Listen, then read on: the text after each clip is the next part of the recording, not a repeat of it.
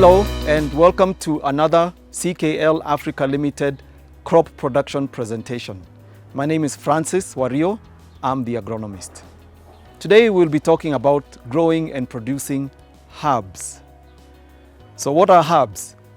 Herbs are plants and different types of crops that are used to make spices, which are used in garnishing food to enhance taste, and also they have several different types of nutritional advantages. Herbs and spices are used across the world.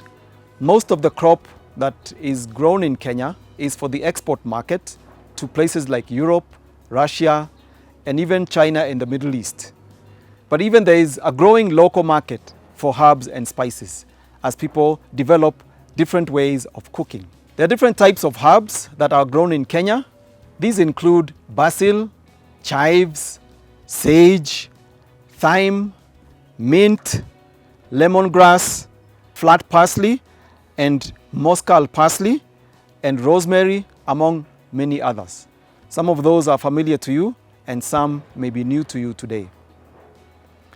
Herbs are easier to grow than you may think. You can grow them in a greenhouse because if you do that, you maximize on your production. This is because it's easier to control or to manage your pests and diseases inside the greenhouse. It's also easier to protect your herbs from harsh weather conditions like too much rain or too much heat, so that you can maximize your production. However, it's not a must to do them in greenhouse. You can also grow them outside in your backyard garden for your own home use.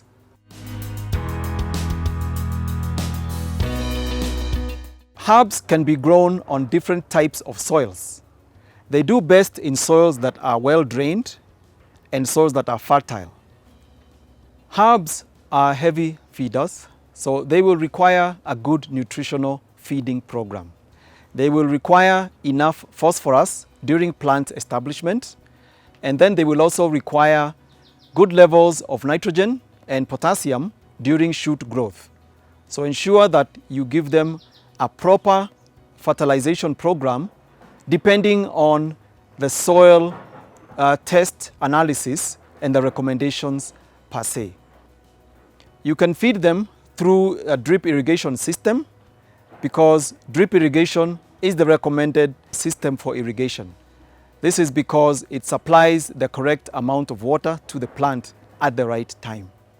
Overhead irrigation is not recommended on herbs. This is because it can increase the incidence of fungal diseases, which will make it difficult to control, especially in a greenhouse setting.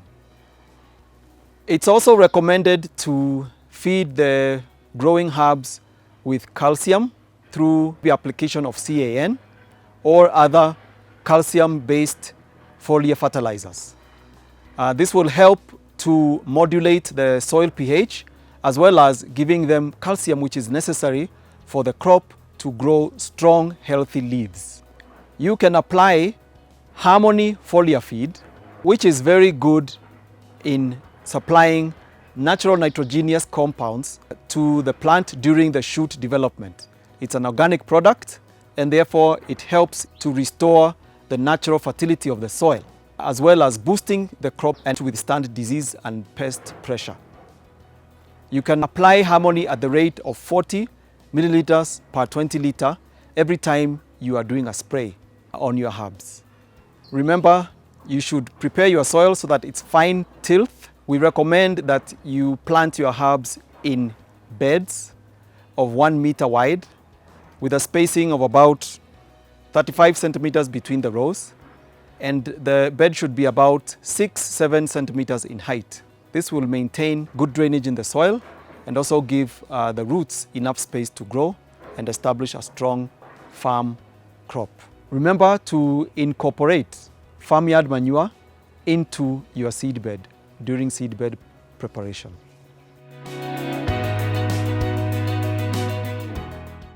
So how do you go about planting herbs? You should start with planting seeds in a nursery and then transplant them later to your prepared seed bed. You can do a simple nursery where you get the seeds and plant them as you would do any other nursery. Plant them shallowly, don't plant them deep so that they can germinate well. And we recommend that you use Afrikelp in the nursery. This will help the seeds to germinate well and establish a good, strong root system. On a more commercial level, we can also use seeding trays using cocoa peat as the medium. This will ensure that you get a maximum germination from all your seeds.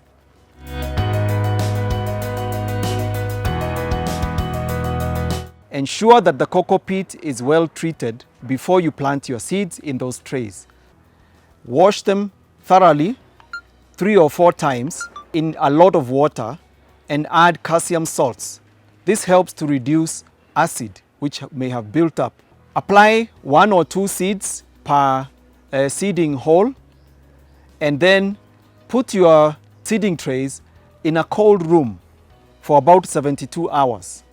This helps to break the dormancy in the cold and dark environment. After that, you can remove the seeding trays and place them in a place where you can apply irrigation until they establish. And then from there, you can transfer them to your seeding bed. You can also use direct sowing without planting in the nursery in your small kitchen garden. It's also fine. Just broadcast your seeds along a fine seed bed.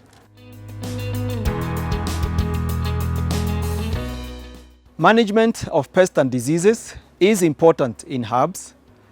One of the most important pests is thrips. Thrips will cause a lot of damage to your leaves and to your flowers. We recommend that you apply jackpot to control your thrips. You can apply at the rate of 12.5 milliliters per 20 liters of water. You can also apply alphacin at the rate of 5 milliliters per 20 liters of water to control your thrips. Aphids can also cause excessive damage to your leaves and especially to the growing shoots. Control aphids using jackpot and alphacin. A common fungal disease, especially in basil, as well as in thyme and also in chives, is powdery mildew. Powdery mildew is especially serious when the weather is extremely warm, or when the rainfall is less, or when you have not applied enough irrigation. You can control powdery mildew by ensuring that the crop has enough water and has enough nutrition and is strong. You can also apply rhodazine at the rate of 10 milliliters per 20 liters of water.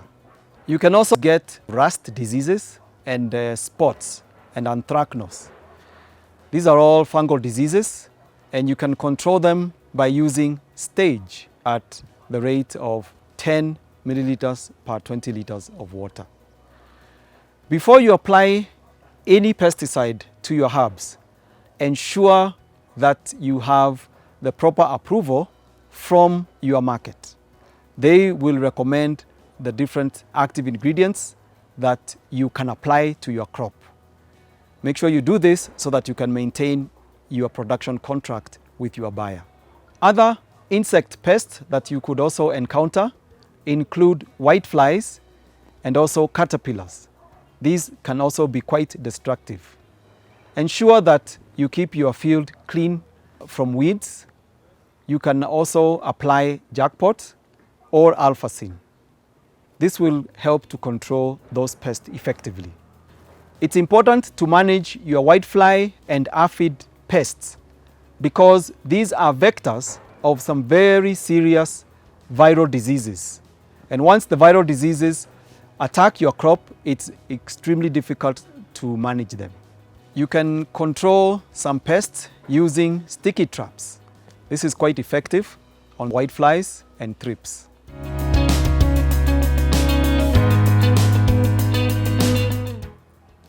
When harvesting your basil, you need to ensure that you do not harvest during periods of extremely high temperatures. The best time to harvest your basil is in the early morning or late afternoon. at times when the temperature is between 15 and 20 degrees Celsius. If you harvest during the heat, then the basil is likely to suffer from wilting. For a standard small-scale greenhouse of about 8 by 30 meters, you can easily harvest up to 120 kilograms. And this is good money. An added advantage is that there is no waste, because even the reject material that you may have harvested and not taken to market can be dried and used as compost. It can also be dried and sold to the local market. There are people who will buy and make spices from what is termed as reject. So there is no loss. You can sell your whole crop.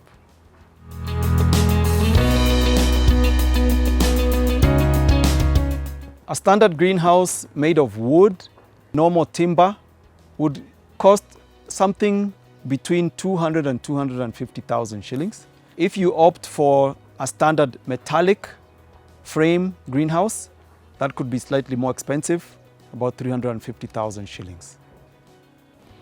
I hope you have gained some good insights into the growing of herbs. Send us pictures, give us a call, and join us on any of our social media platforms and share with us your experiences that you're going through.